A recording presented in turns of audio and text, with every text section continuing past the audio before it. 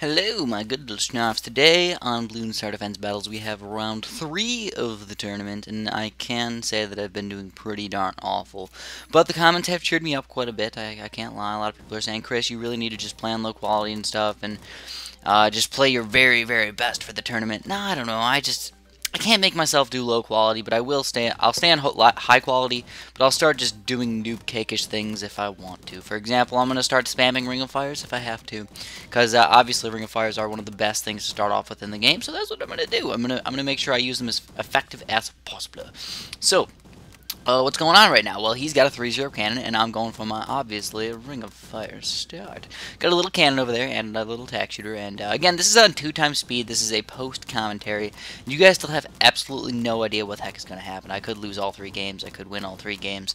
We'll have to see when we finally get there, but I have to say that I really have been playing terrible lately, and I really don't have a very good excuse for it, besides that I suck sometimes. Sometimes you just have bad games, sometimes you have good games, sometimes you play really freaking good people. For example, the people that are in the second round of the tournament are obviously the people that won the most games out of the 5 people before in the last round of the tournament, and they have a lot of practice, so they're probably pretty darn good. But nonetheless, this guy's actually a pretty darn good player. I don't think this is his real account, though. I think this is actually a second account, because he said, I hope you don't mind me playing on this account, which made me assume that he was on a different account, but I'm not positive about that. Anyways, I have some lots of damage on this guy, and I still have 150 lives, so that gives me a huge advantage right from the get-go, because now if I go until round 35, I automatically win the game, and that's definitely a good thing. I definitely would like to do that.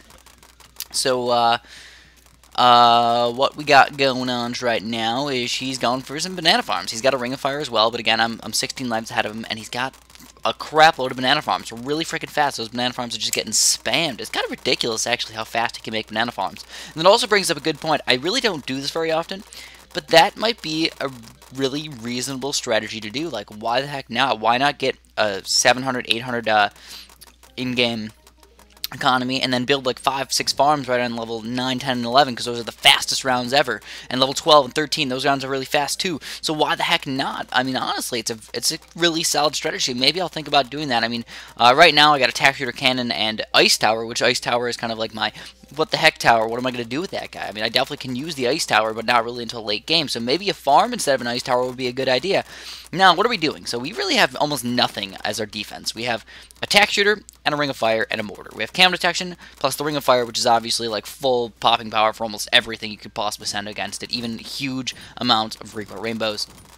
And the only thing that's really scary about going with huge amounts of Reaper Rainbows is because if he gets another Ring of Fire up really quick, he's going to easily rock that, and then you're stuck with almost no monies at all. You can spend a $5,000 Regal Rainbow Rush, which is pretty much the only thing that's going to get through one Ring of Fire, and then if he gets the second Ring of Fire, bam, you're screwed. You pretty much lose the game. So you really don't want to take that chance, and you kind of stray away from that. Stray away from that big rushes as soon as you see any sort of tack shooter action with those guys. Anyways, yeah, you gotta get ready for these Moabs, so I'm getting a bunch of frag cannons from the get-go here. I have a really reasonable economy, like 1,200, over 1,200 a little bit, so I feel pretty safe with that. I'm also just gonna get these Moab Maulers, and then I think as far as popping power goes, I'm pretty good for right now, but I definitely do want to get some tack shooters ready for the future.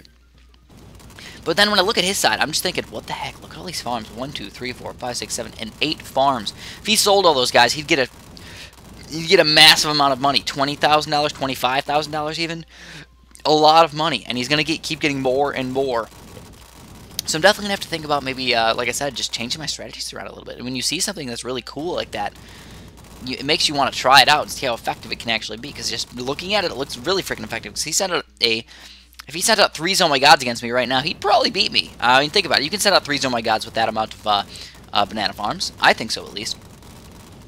But then again, if he kills it, then you obviously automatically lose, and you don't want that to happen. So what I'm going to do is I'm actually going to save up for an Arctic Wind.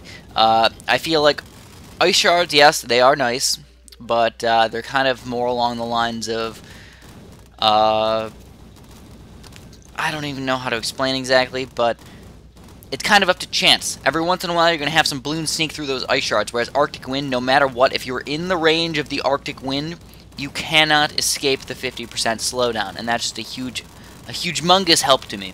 On top of the fact that it does also freeze the balloons every once in a while, so that 50% speed stoppage is pretty much what I'm going for right now. Not even really the stoppage. So I'm just going to start spamming stuff. As you can tell, normally the way I play is I just save up all my money, and if he rushes me, I build stuff really freaking quick. But I'm kind of straying away from that right now. I'm saying, no, I don't really want to do that. I'm just going to build an amazing defense. I'm just going to go for it. So let's hope that I can get an amazing defense up in time. And I also got a 4-2 cannon. I got 5 ring of fires. Oh my god, 5 ring of fires with like 8 Moab Maulers, and I can get stronger Moab Maulers as well. I can get Moab Assassins and stuff versus those oh my gods. And when I look at his defense, he's got a pretty reasonable defense as well. And you definitely notice that Blade Maelstrom up on the top there, which is a very scary thing to look at. Whenever you see a Blade Maelstrom, I always think that regular rushes are just not going to do it. You really have to go for a stupendous rush to get through a Blade Maelstrom. And it does depend on how good he micros as well. If he doesn't micro and he only does 1 Blade Maelstrom, he can usually get some stuff through. But if he gets 3 Blade Maelstroms and then just uses them, sells them, uses them, and sells them, you really can't get any amount of balloons through. No matter how many Regro Ceramics you're trying to get through over there, you just can't get through. It's true, because Blade Maelstroms have infinite popping power, believe it or not. Yes, infinite popping power. Each one of those blades will fly on forever, no matter how many balloons are in its way. So I decided to also go with an ice shards. I felt like my Arctic Wind next to a little ice shard thing right there might actually help each other out, because the what happened? What happened? Well, we froze. I have 3 Moab Assassins. I have a bunch of Moab Maulers. I don't know what he's going to do, but you know what we did? We actually, he lagged out. And sadly enough, we kind of agreed that we think I was going to win. And he's just like, you get the win. I'm like, oh, okay, that's kind of sad, you know, that you have to do that because he lagged out. But honestly, I felt like I had more lives than him. I really don't think he was going to get through my defense. Even with 3 4s, oh my gods, he would have had a really hard time getting through my defense. I had so much amazing stuff, especially with those Arctic Winds and stuff. So maybe this game will be a little bit better. So anyways, what's going on? He started off with a 3-0 tack shooter. I went with a cannon tack shooter, which I definitely think is a little bit better start than a 3-0 tack shooter. As you can tell, I'm getting less lives lost than him, which is obviously a good thing. Again, I'm going for kind of a reverse strategy of what I normally go for. Normally I go for these, I don't care about lives. Just win the game. That's okay. That definitely works when you're playing regular quick battle games, because lives don't really matter. And if you get to round 35, nothing happens. Nothing changes. But in this one, hit round 35, boom, done. So I definitely have to try and keep my lives a little bit more than him. So I am going for these weird little strategies and little changes that I've seen other people do, which worked pretty darn effectively for them. So why not change it and change my strategies up a little bit? I'm definitely learning throughout the process to make my gameplay just a little bit better. So I've got a 3-0 texture, a 0-0 texture, and a cannon up there to help deal with those group balloons. And we're doing amazing. And he got a really fast Ring of Fire, believe it or not. Look at that Ring of Fire on level 5. A little early if you ask me, but definitely not a terrible thing to do. And I'm going to sell my cannon really quick, get this Ring of Fire up, and I still kept my other tack shooter, popping these black balloons. Lost no lives on this level, just plain amazing. And then once you see that Ring of Fire, you know that you cannot hurt this guy, but he also cannot hurt you. So definitely an interesting game right now. We both have Ring of Fires, but I definitely can tell you that my economy is higher than his because he got such an early Ring of Fire. Not much higher, but definitely higher. If I had to guess, you know, mine's right around 600. His is probably right around 560, 550, but that's 60 economy points. Really does add up. I mean, that's a nice solid 10% bonus I got out of this guy. So, yeah, I mean, that's pretty darn nice, right?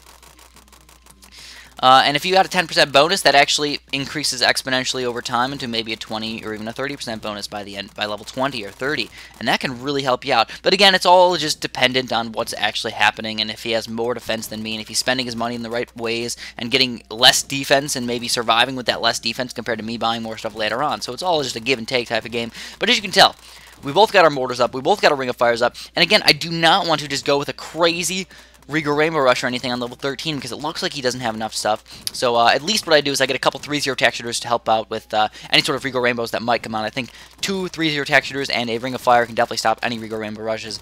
And I actually go for a really quick Regal Rainbow Rush on him, but just a $625 Regal Rainbow Rush, and it made him buy another Ring of Fire, which was another $3,500 that he had to spend on. So that's definitely going to hurt his economy a little bit, but it's not that big of a deal because I ended up buying a second Ring of Fire for myself anyways. And the reason why I did that is because the Regrow Ceramics, I'm just kind of afraid of them, and I want to keep my advantage. I definitely don't want to get caught with my pants down again and just have a couple Regrow Ceramics like in the Volcano level in one of my previous games. They just went right through my defense. I just didn't understand. I was like, I have a Ring of Fire, I have like 3 3-0 tack shooters, and they just ran right through, and it was really sad. It really hurt my feelings that those little Regrow Ceramic got through.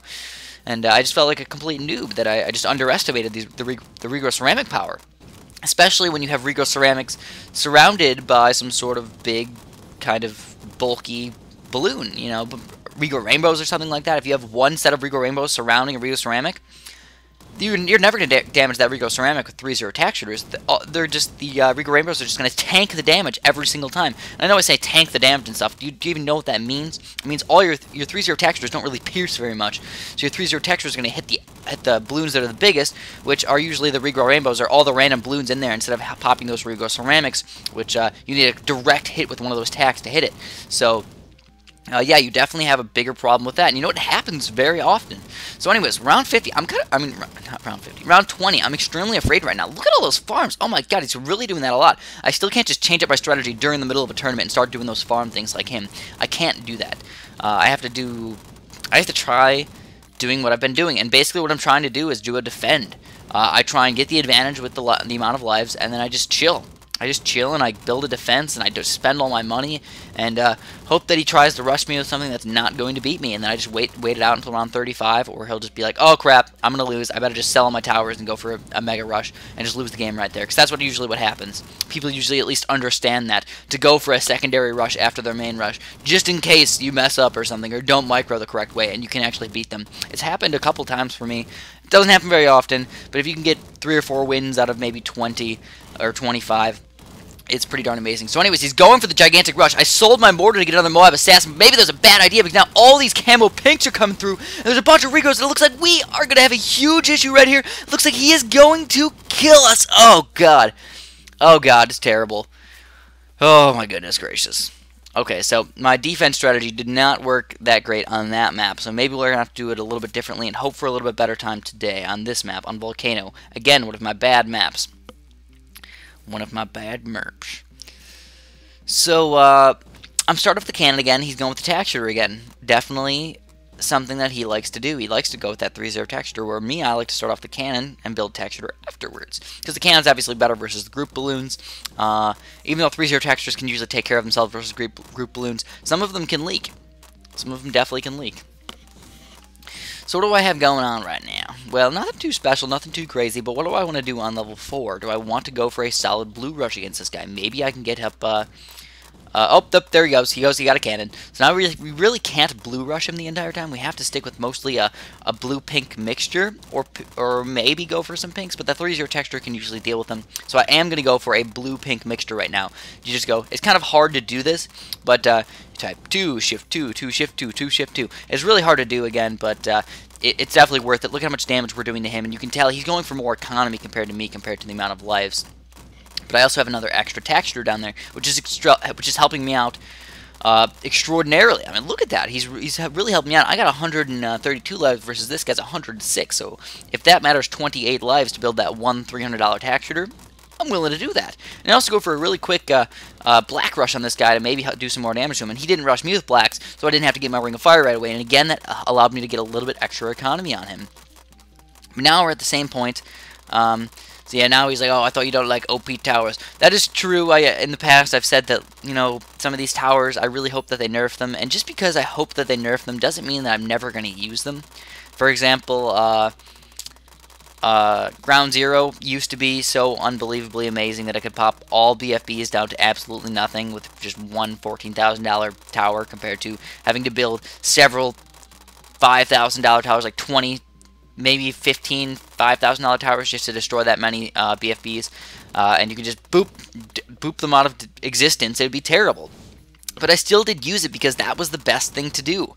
Obviously, if that's the best thing to do, you want to win. And I want to win these games. I really do. So I'm going to try and use these towers until they get nerfed. Once they get nerfed, again, which I really hope they do nerf the Ring of Fire, because we just cannot get it right. If I had to say do something different about the Ring of Fire, you know, make it shoot a tiny bit slower, and then maybe decrease the amount of pops that it can get, or just make it shoot slower. But I'm not sure exactly how many pops it can get per shot, but I think it's around 60. And if you can pop 60 balloons per shot and it shoots like 3 times per second, you're talking about 180 balloons per second. That's just kind of ridiculous, is it not? I don't know, even though it is a 4th tier tower, just as soon as you get to level... In battles, it's kind of broken. Because once you get to level 8, you really can't do anything else. You know, you You can't regrow yellow, you can't regrow green, you can't do anything. It just pops everything up until level 12. Even level 13, you can usually not even handle those regrow rainbows, which is kind of ridiculous. So anyways, I'm noticing his side over there. Very, very weird and interesting strategy. He went with a boat. I would not expect a boat on this level, but, you know, it's definitely not a bad strategy. Boats, interesting. We both are down quite a bit of lives. He went with a couple of regrow ceramics against me, but I was able to take them down, but just barely, and that's why I did get my 3-0 cannon up. But we're getting pretty darn ridiculous over here. I have 3 Moab Maulers, he has 2 Moab Maulers. As far as economy is concerned, I feel like mine's probably just a little bit better, but not too much better. And he got no farms this time, so he's kind of going with a different strategy here. And I think all I need to do is, realistically, if I can survive, I can win this game. So let's try and survive it out. What am I going to do? Let's get some more Moab Maulers up here, and I do need some more popping power. I mean, 2 Ring of Fires is not going to cut it. I also have boomerangs, which could maybe be used effectively. Maybe I'll get some Glaive Lords up. Maybe. Probably not. But I could get Glaive Lords up, or maybe even a Bionic Boomer up to 2-4. That could really help you out, that Bionic Boomer. But honestly, you're probably best off with a Blade Maelstrom in the very back, with a couple cannons and a couple Moab Maulers and a couple Ring of Fires. It's your best bet. Blade Maelstrom's in the back. You really cannot do this. So this is just going to get plain ridiculous over here. I do not know if I want to rush him or try and defend, but I think the best thing to do is defend. But you can tell on his side, he's got a really weak defense, so it just makes me want to... I really want to just rush him right now. Uh-oh. So as soon as we hear a good luck, we know, uh-oh, SpaghettiOs, what the heck are we going to do? He's going for a Oh My God rush. What could we possibly do? I went for 2 Moab Assassins. We're going to do some quick micro stuff over here. We have 2 more Moab Assassins going on in here. Come on, Moab Assassins. Go, go, go, go, go. Keep using those guys. And there's a bunch of stuff now I need to get like Blade Maelstrom up. I got 1 Blade Maelstrom. Let's get another Blade Maelstrom. And it looks like we were able to defend this rush. And we are going to win this game, guys. We are going to win this game. Just plain ridiculous. He is still alive, but he has 0 economy right now, which is just the best thing ever. So we sold a bunch of his stuff to make him survive, to make him go for a secondary rush, which is indeed the correct thing to do. If you're trying to win, go for that secondary rush. And it looks like we are going to kill him with his Artificial Intelligence Bloons. That's all I have for you guys today. Thanks for watching, and have a great one.